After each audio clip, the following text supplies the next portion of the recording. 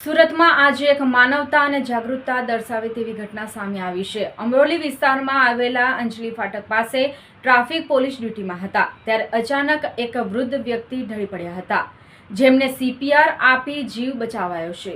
તપાસ કરતા ખબર પડી કે વૃદ્ધને હાર્ટ એટેક આવ્યો છે, જેથી ઘટનાને ગંભીરતાથી લેતા સર્કલ 12ના TRB જવાન હર્ષ સુરેન્દ્રભાઈ અને રાજ પ્રદીપભાઈ તરત જ આ વૃદ્ધ વ્યક્તિને મદદ માટે દોડી ગયા હતા।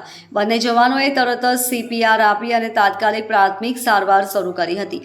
CPR દરમિયાન વૃદ્ધના શ્વાસમાં જરાક સ્થિરતા આવી અને ત્યારબાદ એમને નજીકના હોસ્પિટલમાં સારવાર માટે ખસેડવામાં આવ્યા હતા। ઘટનાના સમયે અન્ય ટ્રાફિક જવાનોએ પણ સમજદારી દાખવીને ટ્રાફિક નિયંત્રણમાં રાખ્યો હતો।